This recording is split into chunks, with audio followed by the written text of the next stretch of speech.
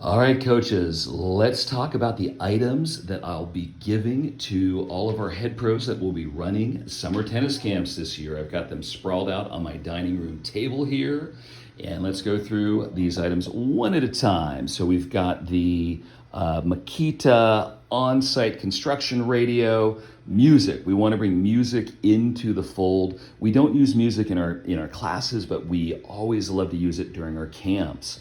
These batteries will give you 35 hours of playtime, I'm told. So I'll make sure that coaches actually have a charger. They also come with a plug too. And so obviously if you're at a location, a tennis court that has a outlet, you can plug these right in. I will tell you this, that if you have this plugged in and you're trying to run it off the battery will not run the radio. And so unplug it and it'll run off the battery. All right. Again, if there's an outlet at the courts, just plug it in, use the outlet. Okay, moving on. Oh yeah, one more thing about the music. Make sure that it is appropriate, right? We don't want to be blasting stuff that's not appropriate and is going to raise eyebrows. Also, make sure with the music that you're playing stuff that the kids like. Most of the kids are going to be 8, 9, 10 years old, and so playing your favorite album, Pink Floyd, Dark Side of the Moon, might not go over well with 8, 9, 10-year-olds. So play stuff that's appropriate to them. Okay, within that age range, we've got these different giveaways that we're going to be giving out throughout the week. Now, I know it looks like there's a lot of stuff here, but each camp will basically have enough toys for each student to get one toy and a few students to win maybe an extra toy. So for example, if there are 12 campers, I will give you 18 toys to work with.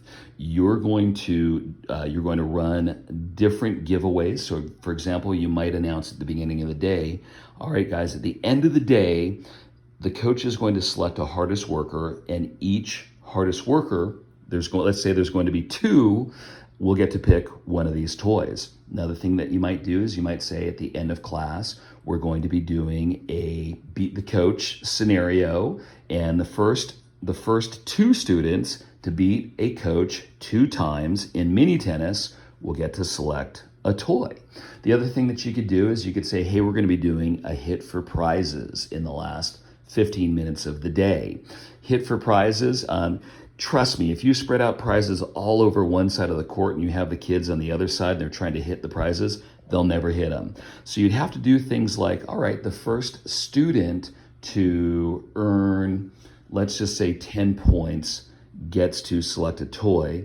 And if you hit the service box with your shot off a basket feed from the coach, it's worth 1 point. If you hit the no man's land area, it's worth 2 points. And if you hit a doubles alley, it's worth 3 points. And the first 2 students to get to 10 points get to select a toy. So with the toy giveaways and whatnot, obviously pre-COVID, it wasn't an issue. Post-COVID, we have to be careful about the number of interactions. So for example, you wouldn't want 3 different coaches to handle the same toy. That toy then gets passed off to the student that wins that toy, and then that student trades their toy with another student. So we just have to keep the number of interactions with any items down to 1 interaction. So for example, my wife and I, we have 3 kids in school, and the school sends stuff home all the time. In fact, they just passed out Frisbees. But when we go to pick up that Frisbee from the school, we literally would walk up, and of course, our child has a mask on, the teacher has a mask on, and the teacher picks up the Frisbee and hands it to our daughter, and that's 1 interaction. And so keeping interactions down to a minimum.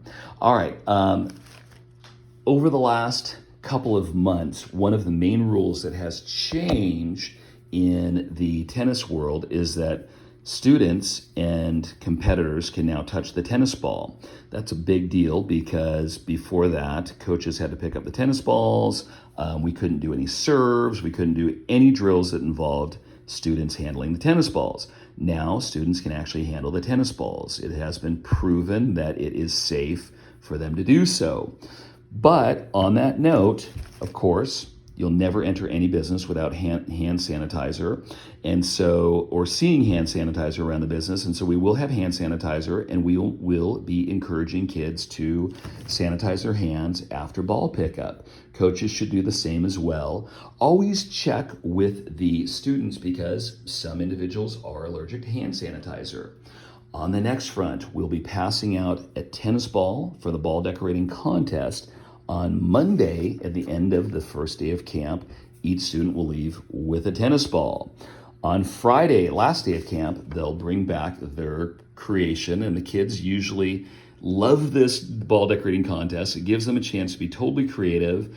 You can use it as a tool to keep the kids engaged, and the winner of the contest can select a toy. And maybe first place, second place, third place gets to select a toy. We'll let you run it however you want to run that.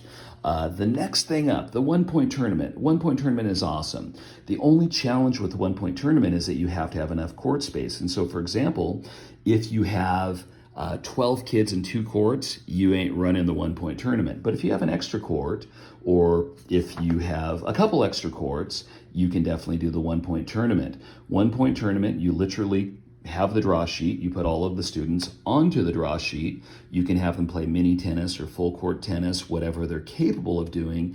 And literally, let's say contestants 1 and 2 play each other literally 1 point. Whoever wins moves to the next spot on the draw sheet, and whoever loses is out of the tournament.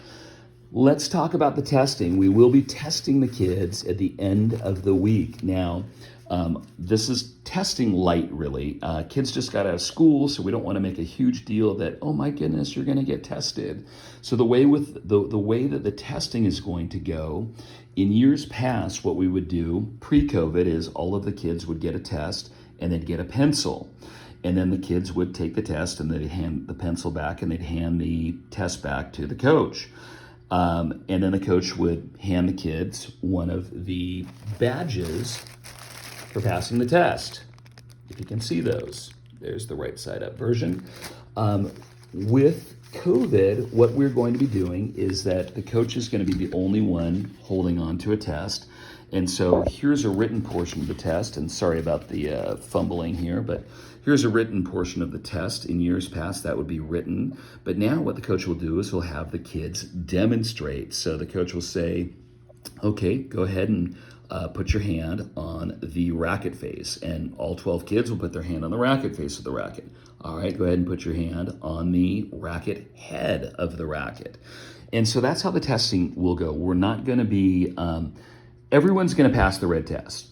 Everybody's going to pass the red test. Even if they miss several, they'll still pass the red test. And on the last day, they'll be awarded a pin for mastery of the red test.